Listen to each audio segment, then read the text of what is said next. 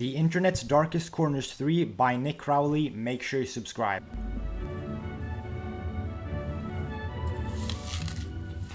It is the early morning, and the working day of the steam locomotive and its crew is just beginning.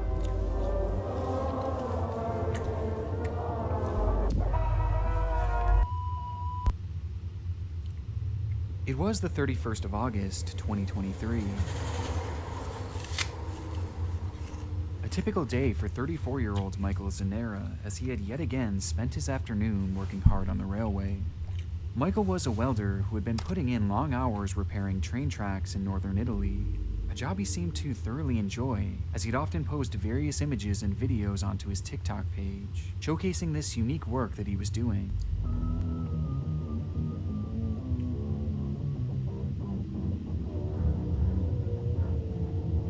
Okay. By this point, this was the type of content that you typically expect from Michael, with some other images and various memes sprinkled in here and there, cultivating into a rather inconspicuous page that, for the most part, flew completely under the radar. Or at least it did until that final day of August, when Michael would encounter one of the strangest moments of his entire life. The post he'd share was just a single image, showcasing what appeared to be one of the tracks he had been working on, with a strange glowing cross at its center. For more context, Michael would write, "It's the first time this has happened to me while I'm balancing the rail. The crucifix came out. God definitely wants to tell me something, even though I've been calling him every day lately, because it's not a good time for me." It was quite the strange coincidence, especially considering that Michael himself was known to be very religious and a devout believer in God. Then how is it a coincidence? If anything, it makes perfect sense. What? Come on, what? Like, what? Because there's two scenarios, right? Either God is real and he's religious, so God respects him and sends him a sign, or two, God isn't real, but he's religious and insane, and so he just makes all of that up. Those are the only two scenarios, and it makes perfect sense for him to be religious anyway. He had been calling out to God for months, looking for some sort of sign to help him out of this dark patch that he had found himself in. And in his mind, this inexplicable red cross was it. It had to mean something, but he just couldn't figure out what. And so we posted the image to TikTok to share it with the world before continuing on with his work, likely having the vision of this cross looming in the back of his mind all day, trying to figure out what exactly this could be foreshadowing. And just 24 hours later, he would get his answer. Uh-oh. Uh-oh. An investigation's underway after 5 railway Is workers... he gonna get crucified? Is he gonna get chopped to pieces? I don't really see what could possibly happen here. were killed by a speeding train in northern Italy. They were working on replacing parts of the track at the Brandizzo station near Turin when the locomotive slammed into them. Oh, okay, I see. Alright, okay. I'm not even gonna hate, bro. That's kind of ominous. That's honestly kind of ominous, I'm not gonna lie. You see a red glowing cross, and then you just die. I don't know why. I thought it was going to be worse. I thought he was going to get crucified or something. But yeah, you know what? It's ominous On the enough. 1st of September 2023, just one day following Michael's post, he and 6 others had been continuing their maintenance on the tracks, when, out of nowhere, a train would come hurtling towards them, at a speed far too great to properly react to, as according to reports, the men had been working late at night welding train tracks.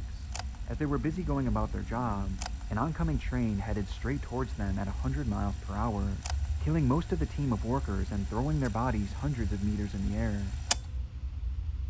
Within that group, 5 of the 7 men would tragically perish, with the victims being named as Kevin Legana, Giuseppe Sorvillo, Giuseppe Lombardo, Giuseppe Aversa, What? and Michael Zanera, Well, clearly the Red Cross has a problem with Giuseppe's. God damn. who was But pronounced of course, rest in peace to all of those 5 individuals, bro. dead at the scene. Like, some people might mistake me for disrespectful. I'm not disrespectful, bro. This is how I make commentary, bro. Rest in peace to all those guys.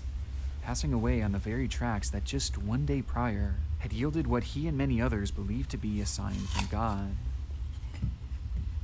The cause of this tragedy is still currently under investigation, with early reports hinting at it being nothing more than a tragic accident. And whether this glowing red cross was some sort of divine intervention, or just simply an eerie coincidence, Michael's final post remains haunting nonetheless. It has now found a permanent home in the internet's darkest corners. Husbanddied.com. Our next case takes us to Japan, where 18 years ago, one of the strangest websites that I've ever come across would be launched for the world to see. Now, to properly understand its context, it's important to note that, in large part, Japan is a country that culturally looks down on the practice of divorce. So much so that in most cases, a partner can't separate on their sole discretion, and it must instead be approved by both parties, making it a difficult thing to achieve in general. And those that actually are able to go through with it are often judged in an extremely negative light, especially by their family members. For these reasons, couples will often wind up being stuck together regardless of their feelings towards one another. And it's this very sense of being trapped with someone that you don't actually love that can lead to emotions turning sour very quickly, with many eventually reaching the point of pure hatred for their spouse. Hatred that has led to the rise of one of Japan's darkest websites. Alright, so maybe this is stating the obvious, but it's like, bro, it's so weird to me how you're looked down upon for getting a divorce with someone because I guess you're hurting that person's feelings, when if you don't get a divorce and you stay with them like these people are quote unquote forced to do, like what changed, bro? If anything, it's getting worse. People are gonna get the people in that relationship, they're gonna get hurt even more, bro. Like, way, way, way more. But of course, when has humanity ever made sense? When has humanity's actions ever made sense? Think about that for a second. Machine.com, or in English, husbanddie.com. The forum takes inspiration from the manga Death Note, a series in which characters write a name in a book which ultimately leads to their demise. It's a manifestation of sorts, and on Daynashin.com, users are given an outlet to manifest death upon their husbands. But this goes far What? past just typing their name out and hoping that they eventually perish. Instead, each post contains some sort of description as to why their husband is so hated, and how they wish that they would just die already. What do I have to do to get you to die? Hurry up already. I pray for it every single day. You're the most selfish person I've ever met. Even the kids hate you, so there is no need for you here. My life started its downfall because I met you. You should have never become a husband or a father. I'm the one who is the biggest fool in all of this for not being able to see that until it was too late. Just disappear from this universe. Just disappear. A I keep Death telling Note myself that I will website? be patient until my child becomes of high school age, but every day is nothing but pain. Don't you understand that when you say you won't show your smartphone, you're admitting it? Reserve insurance, full expectation. Die before that and make amends. Posts like these are littered across the site, with thousands of women venting their allegations of infidelity, neglect, and even abuse at the hands of their own husbands. Allegations that society would likely frown upon if they were said out loud, and allegations that would likely lead to divorce, which would be considered far too taboo. And so, with nowhere to go to with these issues, this site has become a space for women to share their dark feelings with others going through these similar issues. Though this goes far past just venting, as users will go as far as to outwardly celebrate the deaths of their husband when it finally does happen. My husband died. Finally, he died. Thank you for granting the god of death my wish. I will spend a lot of time laughing from now on. To which he responds, Golly! Bro, I am not gonna lie, bro. Whoever is the husband of this woman right here, I mean, who the hell is he? Judge Holden? Who is her husband? Real shit, who is her husband? He must be the devil himself. I mean, golly. I will spend a lot of time laughing from now on. She sounds like Light Yagami. She acts like Light Yagami, bro. Is this just a page where a bunch of female Light Yagamis just come together? No, he was right. This is one hell of a strange page. Congratulations. I envy you. I want to sleep too. I hope that your future will be wonderful. God of Death, I also want to be freed from my damage. God of Death! Ryuk is a god of death, right? Shinigami is a god of death. Yeah. Bro. Husband, please take ours with you as well. This concept of the god of death is one that is mentioned countless times across this forum, making it apparent that users genuinely believe that their posts are manifestations. Yeah, and Shinigamis, essentially bro. prayers to this god of death, in the hopes that they will then kill off their troubled husbands. And the Danashin site leans into this too, taking credit for the numerous deaths with a monthly counter that's proudly displayed on the site's homepage. What? It's this very god of death that so many place their trust into in order to end the lives of their spouse, praying for things like car accidents, heart attacks, and a variety of other terrible health conditions. But while many eagerly wait for their manifestations to come to light, others aren't so patient. Well, yeah, no shit. I was actually just about to say, like, you know, if you don't want to straight up murder him, which, yeah, fair enough, bro, you'll get in trouble. Like, just get a divorce or, like, run away, bro. Like, I don't get the point of, like, hating someone that much and not doing anything about it. You have to lock in. You have to do something about it. And for those of you right now saying there's nothing you can do about it, you can't stand up to your husband, there's always something you can do, okay? There's always something you can do. Fucking, if he's out at work, don't go to work. Take the kids, run away. Like, depending on your situation, I don't know what their situation is, there's always something you can do, bro. And if you're frowned upon for getting a divorce, who cares, bro? It's not like the people who judge you are gonna kill you, right? At least I hope that's not the case. It doesn't make a whole lot of sense. As for the page, I mean, honestly, W page, I'm gonna be real, bro. Like, Death Note is one of my favorite animes of all time. Arguably my favorite, along with JJK. So, yeah, I mean, listen, bro, I think it's a cool concept. I mean, as long as it's just a venting page, hey, I mean, you can go in and fucking read about their miserable lives. You know, that's something. I want to somehow find a way to kill my husband without getting caught. I'll pretend to be sad when he dies, so please, really die? I hate him Like, from bro, the bottom of my heart. like, bro. This is what I mean. This is what I mean. These husbands, like, did they just come down from, like, or sorry, no, not come down, come up from hell? Because I believe, okay, Christians, religious people, correct me if I'm wrong, but hell is below and heaven is up, right? Yeah, I think so. So these people, these husbands, bro, they climbed out of hell or something. I'll pretend I'll be sad when he dies, so please really die. I hate him from the bottom of my heart. I want to, yeah, like, bro, like, If I this make is, him shut up, this is literally a crash out. I would win. I hate myself for why I married such a person. This post in particular has become one of the more notorious entries on the site, given its users' outward admission of their murderous desire. Though truthfully, it's one of thousands, as many others even take this a step further. Like one post that was so disturbing that YouTube made me remove it from this video, as it quite literally gave step-by-step instructions on how to poison your husband without him noticing, mentioning how they slipped up to 1,200 milligrams of this certain drug into their husband's drinks every single day, a drug that would slowly cause the liver to fail, but would likely never really be noticed by regular hospital staff, making it essentially a foolproof way for them to kill their husbands. And this is one of many posts like this, outlining how to murder your husband and get away with it, with many even reporting their progress as it happens, due to the fact that poisoning someone in this manner takes months and even years to successfully complete. Everything about Danashin.com is terrible, as the posts themselves are twisted enough, but you also have to factor how bad these women's lives are at home, many of whom are quite clearly— Yeah, that's the real messed up part. That's the real messed up part. Bro, the page, if anything, helps them. I mean, not a whole lot, but it helps them a little bit. Like, god damn, like, how did you even get into this situation?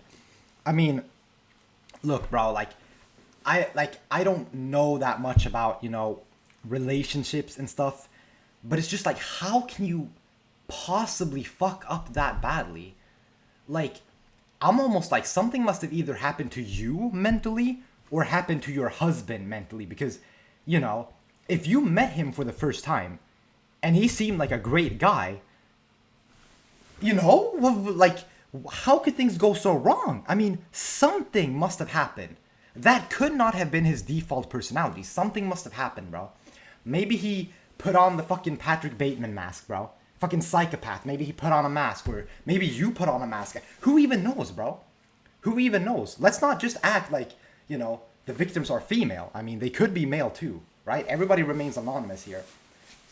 But yeah, that's the really terrible fate here. That's you know, what I would be concerned about, but whatever. Stuck in abusive relationships. And beneath all the darkness of this site is another layer that's honestly just very sad, as there are many users who call to the god of death to take themselves, accepting that there is no escaping their situations and not wanting to deal with it anymore, manifesting accidents and health issues onto themselves as to not shame their family by intentionally their own lives. Despite the depressing and concerning nature of this entire website, Donasheen.com still remains relatively active all these years later, and stands as one of the darkest rabbit holes that I've gone down all year. Its engines are warming up, and inside the cab sits Mr. Schroeder, the engineer who has driven locomotives for many years. The safety of all the passengers depends on his skill and watchfulness. Fire Department paramedic on 58, what's the address of the emergency?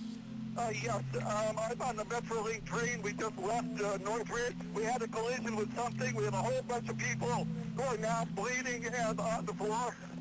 Is that train? It's the Metrolink train. This call was placed to 911 on the afternoon of September 12, 2008, by a patron trapped inside a derailed train. Inside the cart, there was no way to fully understand the traumatic event that they had just survived, as around them stood nothing but mangled debris Holy. that once comprised two large trains. Trains that had violently collided at a combined speed of 83 miles per hour, head-on. It was gruesome, as trapped within that twisted metal were hundreds of passengers who had taken the commuter train in California's San Fernando Valley. And as the smoke would eventually clear on the tragedy, the question was quickly posed: how could this have happened? A question that wouldn't take long to answer. According to the NTSB, the Metrolink passenger train responsible for carrying over 200 commuters had been given a red signal alerting them to merge into an oncoming track in order to avoid an oncoming Union Pacific freight train, which at the time only had crew members aboard. Based on their positioning, the Union Pacific freight train had the right of way, though despite this and being given the clear signal, Metrolink's engineer Robert M. Sanchez failed to adhere. In fact, despite the impending collision seemingly being imminent, the brakes were never so much as tapped, a startling phenomenon that is only really understood when sifting through the man's phone records. Meanwhile, authorities are now confirming the engineer had been text messaging the day of the accident. In the minutes leading to the collision, Robert Sanchez had sent out numerous texts, including some to friends of his who were fellow train enthusiasts. And these messages seemingly distracted him to the point of not just missing the signal, but failing to notice the massive hurtling train coming directly towards him. In the end, Robert would be killed instantly in the wreck, along with 24 others. All the while, 135 people were left with serious injuries.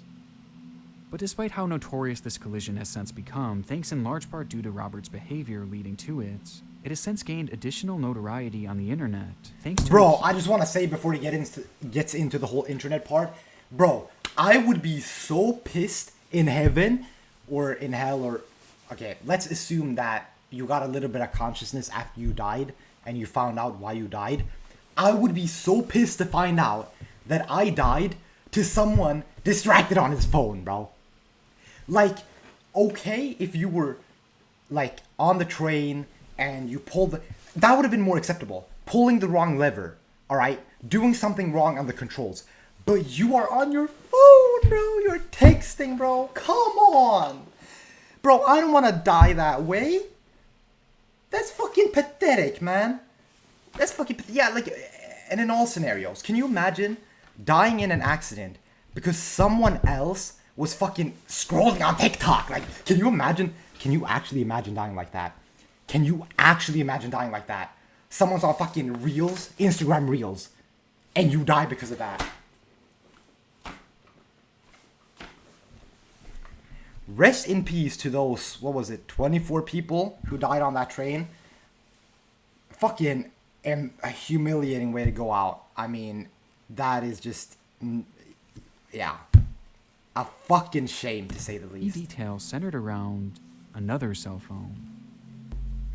Following news of the collision being broadcast all across the area, Andrea Katz, the fiancée of 49-year-old Charles Peck, immediately began to panic, as she knew Charles was on board the train at the time of this collision. Her nerves were initially quelled, however, as she would realize that on her phone were multiple missed calls from Charles.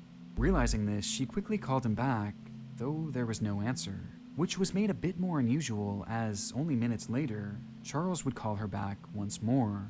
Upon answering the phone, nothing could be heard but the low sound of static, before they would be disconnected.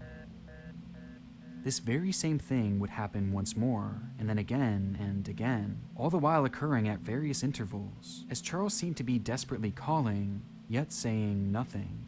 And when Andrea would try and call back herself, she would be sent straight to voicemail. And things became even more alarming from here, as numerous other family members began to receive these very same mysterious calls, to which not a word was ever spoken. This led to the whole family believing that Charles must be trapped somewhere in the wreckage, and was likely unable to speak due to his injuries, but was somehow managing to send these calls as a way of letting them know that he was in fact alive and just needed saving. Wait. Because of this, his family members would cheer him on and give him words of encouragement every single time he called, assuring him that rescue was on the way. Wait, that's actually so creepy. I don't know if that's what happened, but like, yeah, imagine if he's one of the people injured on the train, and his like vocal cords and like mouth is like all kinds of fucked up, so he can't even talk, but he can still make calls. Sure enough, authorities would use these calls to pinpoint Charles' exact location, with the coordinates being right at the very center of the debris. And using this, rescuers would clear the way until finally, after 12 long hours, Charles Peck would be found. Which leads us to the strangest part of this story. Charles was dead. And not freshly dead either, as it was quite obvious that he had died directly on impact, meaning that there was no physical way that he could have possibly made these calls, as he quite literally was not alive for any of them. And yet... But how can they know that, though? I mean, like, I get that he called them, but, like, he could call them and then die, right? That day, his son, his brother, his stepmother, his sister, and his fiancée all received numerous calls from him, 35 in total, and all spread out over the course of numerous hours. To this day, this bizarre phenomenon... Okay, maybe that's weird, actually. Maybe that's really creepy, because I'm guessing maybe they could, like... But, like, could you really pinpoint the time of his death? Like, how can you be so sure? Like, I get that you can pinpoint the time of his calls, but how can you pinpoint the time of his death? Maybe a piece of debris fell on the phone and made a call or something. At this point, who the fuck knows? Phenomenon has never... All I'm saying is, bro, if I saw that shit on the news and I started getting calls with just static from someone I knew, that's fucking... I don't even want to know what happened to that person, you know? Explained. That's fucking scary as that shit. It must have been some sort of phone glitch, or maybe even another passenger who had found his phone and was placing calls to all of his recent numbers, though an official conclusion has never actually been given. And even stranger, Charles Peck's phone was never found. September 19th. A man is crushed and tortured to death under the suspicion of practicing witchcraft.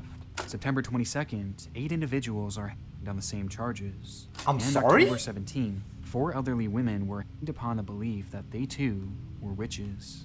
Oh, this is... okay, this is during the witch era. This is like the 1600s. Okay, bro. I thought this was recent. I was like, what the fuck? These stories will likely ring a bell with many watching today, especially those who are living in the United States, as back in the 1600s, in the small town of Salem, Massachusetts, a bizarre mass hysteria had unfolded, leading to the deaths of 25 people, all of whom had been incorrectly labeled as witches. The Salem witch trials are one of the... Bro, Massachusetts doesn't have shit on Sweden, bro. I live in Sweden. We learn about the fucking... when people here, when women here were accused of being witches. Oh my god, bro. Like, don't get me wrong, Sweden's a boring country. Our history is pretty boring, but that is one of the more significant parts of our history. We packed up so many women, bro. So many fucking women because we thought they were witches. And like, we were brutal with it too. Don't get it twisted, okay?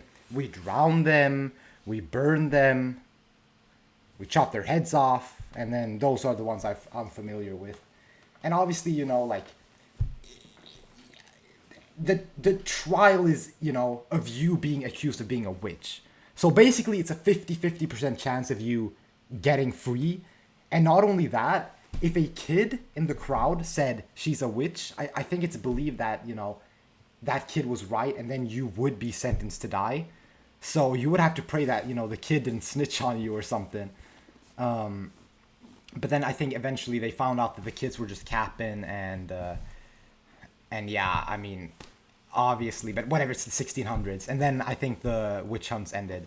But I don't know how many women died, but it was a lot, bro. It was a lot, because back then, like, people blamed witches for, like, everything bad, including, like, I think bad harvests and stuff, so...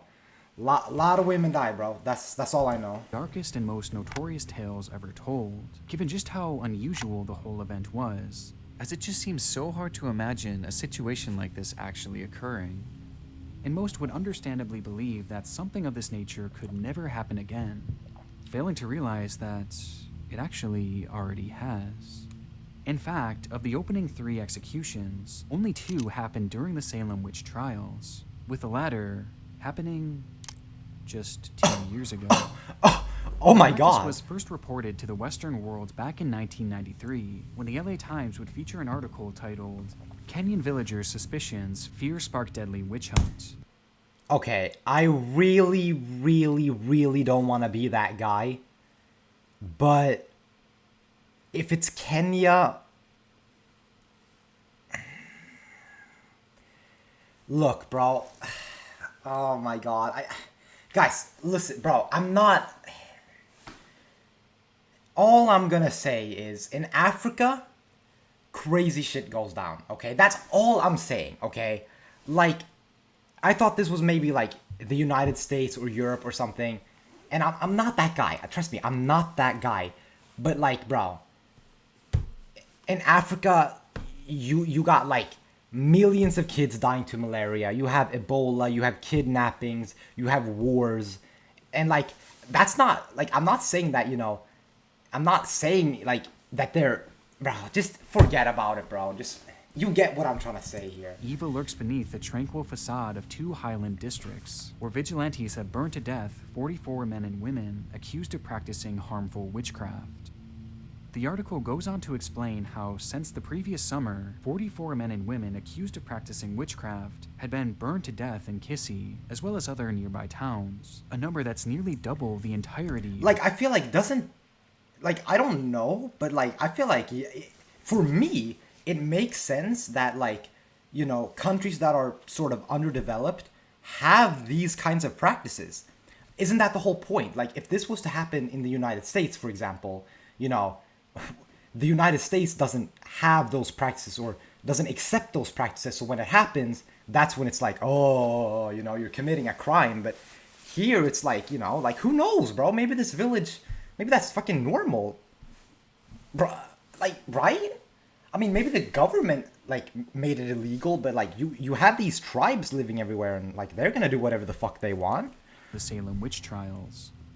In most cases, village mobs had formed, some several hundred strong, locking the suspected witches in their home and setting fire to the structures, as they were trapped inside. For more context, witchcraft is known to have deep roots in African culture, and despite many not having an issue with the practice in general, in the county of Kissy, a deep fear had grown over black magic in particular, with the villagers becoming paranoid that members of the community had been using said black magic to negatively influence the area. Yeah, just like Sweden in the 1600s. Bad crops or whatever the hell. Made within the article, not much would be spoken of these witch trials following its release to the public, and remained relatively unknown until the rise of the internet. Witches in Kenya resulted in 11 people being burned to death. 8 women and 3 men were attacked by an angry mob and set on fire. They burnt down over 60 houses like this and brutally murdered 15 people, most of them were elderly women. The charred corpses of 11 elderly Kenyan villagers accused of practicing witchcraft. In this incident 3 months ago, villagers watched as a group of youths torture 5 suspected witches.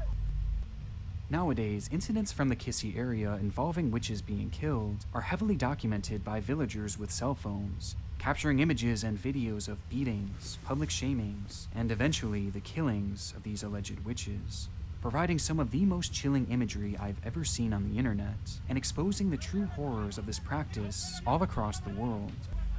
And what's scariest of all is that it's not just 1 or 2 people doing the killing in secret, it's often the entire village, as anyone brave enough to step forward in support of them would be labeled as a witch sympathizer and potentially face the same punishment.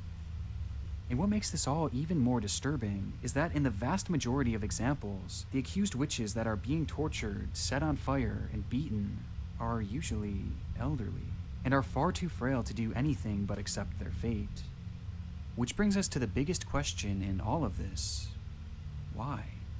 Well, despite the practice of executing witches being ingrained in this area's history, it's supposedly only really within the past 40 years or so that things have progressed into the barbaric attacks that they've become today, prompting some to believe that the ingrained fear of black magic has led to some sort of mass hysteria among the villagers, causing them to react in such a crazed manner, which has remained persistent for years on end now. Though there is one other element to consider. In the Kisii region, land is one of the most valuable things you can own, and coincidentally, when these supposed witches are killed, it just so happens to free up their land for the taking, which makes it all the more interesting when you consider that most of these victims just so happen to be elderly landowners. And it goes even deeper than that, as not only are these elderly landowners killed, but due to their designation as witches, the family members they leave behind are usually exiled or even killed due to their relation to the witch. Meaning so they can't take the land after, like there's no heritage. The land can't be passed down to their next of kin. Yeah, passed down, that's the word I was looking for. Would be no family left in the area, making that land essentially open for the taking, thus allowing the accuser or accusers to take ownership. The incentive is certainly there for people to take advantage of this widespread fear of witches in order to essentially get free land with no real punishment. And I honestly think this greed surrounding land, at the very least, plays a role in this whole situation. Though truthfully, I wouldn't be surprised if this was some sort of combination of culture, mass hysteria, and land all rolled into one, leading to the worst of humanity being brought out. And though the local government has... Yeah, and like also another thing, like, I don't know, man, it just is this way in some places, you know? Like, you know, some places just have their cultures, right? Like, listen, I'm gonna say something that's controversial. Listen, different places have different values, okay? Every country is obviously not the same, okay? You have the West, and even then there's differences in culture, but okay, fine. We settle on the fact that, you know, we shouldn't murder, we shouldn't rape, we shouldn't torture, blah, blah, blah. But, like, bro, it's impossible to convert everybody to that idea. I'm sorry, it is. Because there are going to be circumstances and certain people who have gone through certain things that lead to certain actions, okay? The world is unbalanced, right? So countries will be unbalanced. Individuals will be unbalanced as well, okay? You have people in Western countries committing crimes.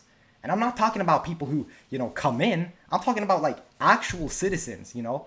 You have, like native Swedes or, like, native people to that country committing acts of terrorism or murder in that country. Because, well, they faced certain circumstances that led them to crash out. Like, bro, school shooters, bro. The fuck? Like, you could say, oh, why did they do it? But the truth is, they did it because of circumstances. All right? I don't know, you know, what. Like, most school shooters are fucking, I don't know, depressed people and they want to crash out. But, you know, there are other reasons as well. And my point is, it's just like, you can't convert everybody to the same idea. That's my point.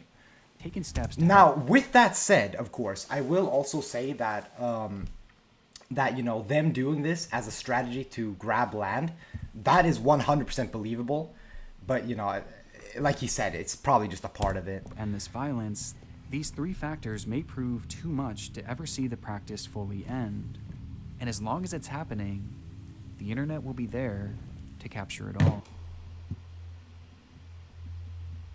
Taylor Scrum began her TikTok account back in October of 2020.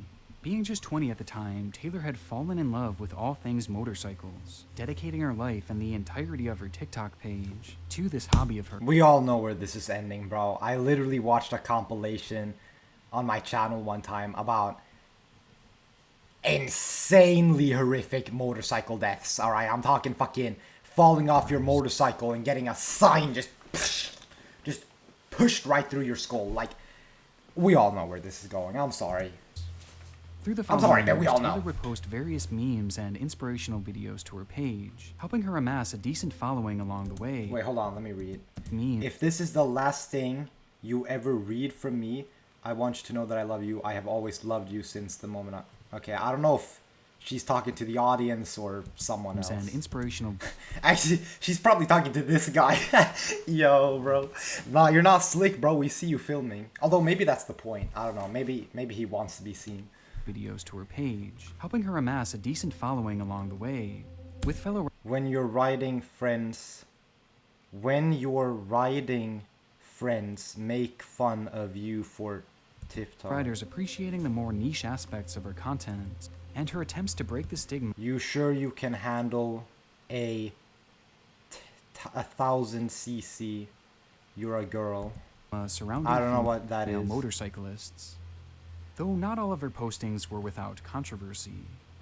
On various instances, Taylor would film videos of herself driving recklessly, soaring well past the speed limit, and performing various dangerous tricks while on the road. Yeah, this is what I mean. And also, I just want to say, like, the more you do risky things, the more you want to do risky things, okay?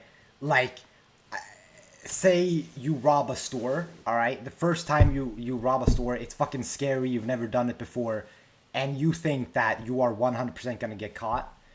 And then, you know, you steal something, nobody notices, and now suddenly your tolerance is like down here. Now you're like, holy shit, that was fucking easy. I'm gonna rob more stores. And then you rob some more stores, like, you know, you take maybe a few items, and then eventually you're like, okay, now I'm gonna actually rob a store and bring a fucking Glock with me, and so on and so forth. It's all gonna build up. And the same concept here.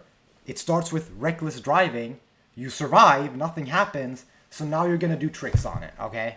Whoa, not like that, not like that, not like that, but you know what I mean, on the motorcycle. Stunts growing concerning enough to the point that TikTok began adding disclaimers to numerous of her videos, stating, that's how you know it's gonna, yeah, that's a fucking sign. Participating in this activity could result... I'm not gonna, like, what would you do? Okay, I know I'm pausing a lot. Chill, okay? Chill! But seriously though, what would you do if, like, you looked through your videos, you know, assuming you create videos, and you just saw a disclaimer on one of your videos, like, this person is fucking insane, okay? So don't do what they're doing. That's gotta be aura, low-key. Like, if I saw that, I would be like, god damn. And you or others... I'm fucking dangerous. I'm a fucking warrior. Many of the things that Taylor had been showcasing on her page were downright reckless, and she seemed to acknowledge this all the while, joking about it across various videos on her page. My friend who has never ran from the cops. Me having... I'm not trying to be that guy, but, you got what's coming for you.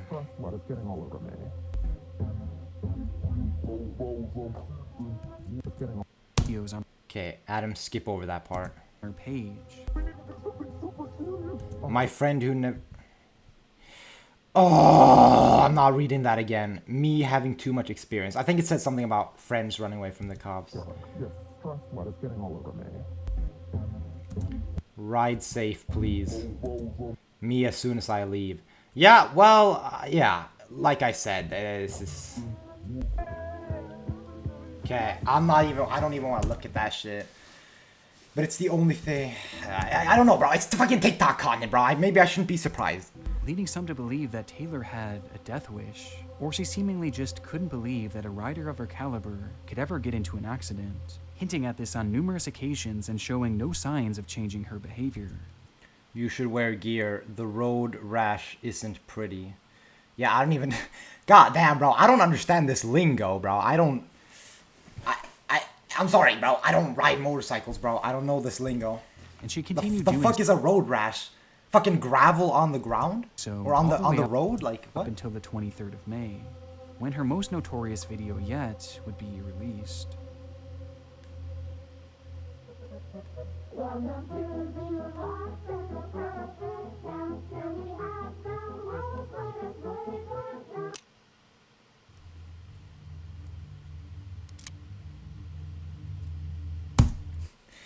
Yeah, there you go. I mean, the dude literally didn't even have to say anything. He just put up a fucking post. Flagler County fatal crash. 195 northbound at MM296. Multiple motorcycles traveling together. Approximately 3 motorcyclists went down. 2 motorcyclists pronounced deceased on scene. Roadway is currently blocked at this time. Oh, Please seek shit. alternative routes. It's more than one. While Taylor was riding with a group of 4 other motorcyclists, the group would inexplicably begin to swerve and crash into each other, hurling each and every rider into the air and down onto the pavement below, with it all happening so randomly and so quickly that a large SUV heading straight for them was unable to stop in time, running over each of the riders. 22-year-old Taylor Scrome was pronounced dead. Yo, I hope the driver didn't die, bro. Along with one other 29-year-old man, with this crash occurring just a single day after this final TikTok post. Taylor's story is tragically ironic, though here on the internet you can find numerous other similar examples of final postings that led to unforeseen tragedy, with one of the most haunting coming from all the way back in 2008. Alright guys, I'm new here and I have a question. As I'm driving in M mode, with the car set to P500 Sport and everything set to max, as I shift with the pedal shifters, it sounds like the transmission is banging into gear. Like there is a thud that comes from the trunk when I upshift. Could this be due to the way that I'm shifting, or is this normal? And if so, is there any trick to working the shift? Let me say I am a beginner when it comes to high performance cars, as I'm only 18, so take it easy on me. This post was made by the user American M5 on the website m5board.com, a forum dedicated to drivers who owned BMW M5s, a pricey sports car revered by many thanks to its high speed. In the thread, some users would leave genuine advice for the young driver, but many others responded with disdain, doubting that he actually owned this expensive car at such a young age. Yeah, bro, like these people have no life, man. It's like when you become salty over such a small, insignificant thing, like, you do realize it makes you look like an absolute bitch. Literally, like, it makes you look so dumb. It's like it's like putting it out there. You might as well have just typed, "I'm a loser." You might as well. I mean, like, bro, what's the term the board uses for fake members? Just say you're a loser, bro. Just say you're miserable. Just say your life is sad. What is going on? It's the same thing with my hate comments. I read them. I can't believe it. It's like, bro, what? Like, you seem so miserable, genuinely, in life. It's like, I don't know, bro. It's like, my point is, you don't believe that these are real people. You think that they're like bots. This isn't even a big platform like YouTube either. This is like some small platform. Like, I almost understand hate comments more on like big platforms rather than small ones, because, you know, big ones are more famous, more people, blah blah blah. I don't know, bro. It's just Along weird. with some who blamed his age on these issues that he was having with his vehicle. Maybe your 2 years driving experience in your whole life is the problem. This is the internet after all, and so for whatever reason, it seemed that many in the group took great offense to his youthfulness. But through it all, there were a select few who expressed concern for the young driver. As based on his posting, it was apparent that he had been driving the car very fast and potentially recklessly, with one user writing, "I would much prefer an 18-year-old with brains to have an M5 than spend his money on some other piece of junk that could kill him and his mates in an accident. My only bit of advice, matey, if you crash in a big way, expect to be on the news. Enjoy and resist the temptation to drag others at the lights." As well as another user who commented, "Please be careful driving balls out. 18-year-olds and M5s don't mix well." Following this, American M5 would leave a comment thanking the entire forum for their input, even those who reacted negatively to his post. "Thanks guys, don't get me wrong, I never said I didn't respect your wisdom. Thanks for the welcome, and I am looking forward to getting to know you guys better, Josh. And I plan to have all the pics up tomorrow." With this last line referencing taking photos as proof that he did in fact own the car that he claimed to. These photos, however, never came. As a matter of fact, following this comment on January 25th, 2008, American M5 went radio silent, which is when things started to take a concerning turn. The very next day on January... Seems like he didn't have an M5. I knew he was lying. 26th, news would break of a high-speed accident having taken place at 3:54 in the morning near Rest in Jacksonville, peace, bro. Florida, involving He seemed a car like a cool filled with dude. 5 occupants, all between the ages of 18 to 20. According to the report, the group had driven their car onto a private airstrip in the area and had been driving at dangerously high speeds before the driver lost control and ended up soaring off the edge of an 85-foot-high embankment, leading to the instant death of all 5 inside the vehicle, with the driver being identified in the report as Joshua Amarato, Rest an in peace, bro. 18-year-old who happened to be driving a BMW M5. The news immediately made its I way to do wonder how he got that car, though. Maybe he did have, like, rich parents or something. thread, where one user commented, I'm turning into the miserable comments already. "Hey, American M5 lives in Florida, is 18, drives a gray M5, and signed one of his posts above, Josh. OMG, I hope this is not him." And another saying, "American M5, you better respond to M5 board ASAP. We all worry now." Though Josh would never post to this thread again. And from that day on, no activity would ever come from the American M5 account, making it all too likely that he was the one behind the wheel of that terrible accident. Damn, bro. Nah, really, like obviously rest in peace to everybody, but like really rest in peace to this guy. God damn, bro. But yeah, anyways, that's gonna be your video. God, I get so easily fatigued when doing literally the most simple type of content ever. I don't know why. I mean, I love doing reaction videos. That's not it. It's just I get fatigued for some reason. I mean, I have been at the gym and stuff, so whatever. It's fatigue is fatigue, right? But yeah, make sure you subscribe to Nick Crowley. You know, I'm reacting to his content, so yeah, just make sure you subscribe to him and maybe check out this video yourself.